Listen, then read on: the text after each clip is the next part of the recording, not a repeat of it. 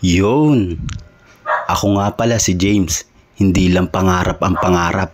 Pangarap ko, tuparin ang mga pangarap ko. Kaya tara, samahan niyo ako.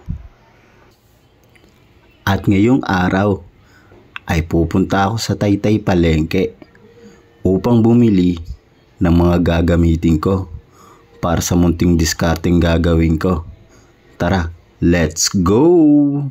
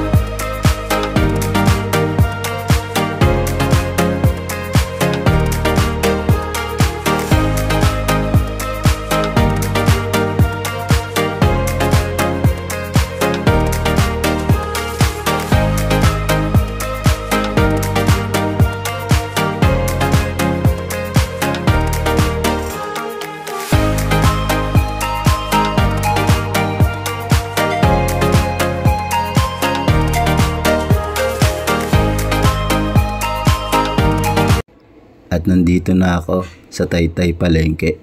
Pansin ko, dikit-dikit talaga ang mga nagtitinda sa palengke.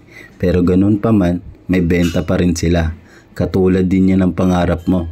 Kahit siksikan at dikdikan, mapapansin ka pa rin. At ayun ay nakadepende sa diskarteng gagawin mo.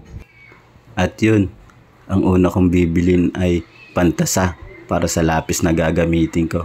Kaso nga lang si ate, binibigay yung pangkayod sa mga gulay. Hindi yun yung kailangan ko, te. Yung pantasa para sa lapis, ano ba naman yan? Kaya pumunta ako dito sa DIY para bilhin itong kailangan ko. Ito yung pantasa ng lapis, hindi yung binibigay mo, te. Grabe yung pangkayod ng gulay yun. At ayun na nga, ang pangalawa kong bibilin ay toyo, kalamansi at suka. Meron na ako dyang listahan kasi pinabibili ako ni nanay, pero naghahanap pala ako ng panghalo para sa timba. Gagawa kasi ako ng juice para dun sa buko na gagawin ko. At ito na, nabili ko na ang mga kailangan ko at magbabayad na ako.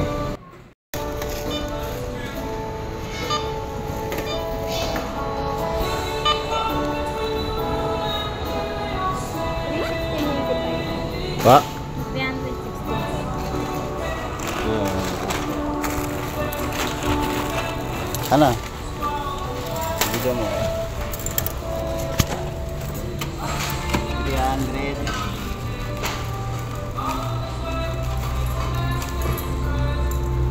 Ano po? 360. 370.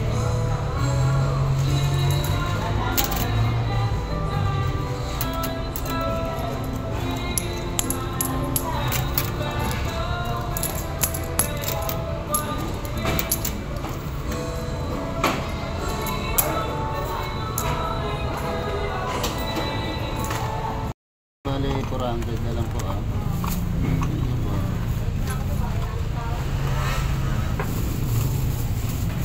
At yun, bumili pala ako dyan.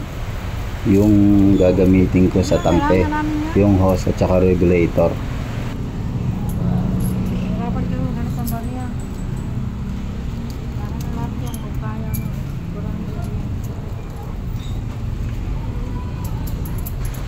At dyan, nagbabayad na ako kay ate.